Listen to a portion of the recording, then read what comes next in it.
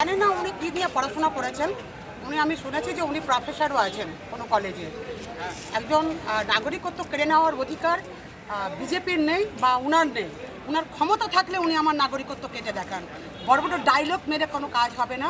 আর এখানে উনারা আমাদের দু একটা কথা, কারণ বাংলা যদি না বুঝে তাকে বুঝে কোনো লাভ নেই। এখানে লণ্ডভণ্ড মানে তাই নয়, এখানে প্রতিরোধ গড়ে তুলব। আর এখানে লণ্ডভণ্ড করতে আমরা তৃণমূল কংগ্রেস আসি না, বিজেপি এখানে আসে। তারা সম্প্রীতিতে আঘাত হানার চেষ্টা করছে। আজকে মোথাবাড়িতে আজকে যদি বিশৃঙ্খল অবস্থার সৃষ্টি করে থাকে এবং ঘটনাটাকে বাড়িয়ে থাকে, সেটা হচ্ছে সুকান্ত মজুমদার। তাদের বক্তব্য আজকে আমাদের সম্প্রীতিতে আঘাত হেনেছে, আমরা ধিক্কার জানাই। এবং উনি যেভাবে বলছেন যে গুলি চালিয়ে গভর্নমেন্টের ফোর্স নামে গুলি চালিয়ে দেওয়া হবে, আমাদেরকে গুলি দিয়ে মেরে ফেলবে, আমি আইনি পদক্ষেপে যাব। একজন দায়িত্বপূর্ণ ব্যক্তি একথা বলতে পারে না যে সেন্ট্রাল গভর্নমেন্টের ফোর্স নামিয়ে গুলি দিয়ে আমাদেরকে মারা হবে। আমরা নিজস্ব অধিকারে এখানে থাকি, কারণ দয়াতে আমরা এখানে থাকি না।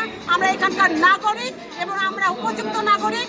আজকে যদি হয়ে থাকে, আজকে অনেক বড় বড় ভাষণ বলছেন, আজকে যদি নাগরিকত্বের প্রশ্ন উঠে আসে, তাহলে আমার মনে হয় তাদের নাগরিকত্বটা দেখা উচিত। আমার মনে হয় তাদের নিয়ে নিজেদের প্রশ্ন আছে বলে আজকে আমাদের প্রশ্ন করছেন।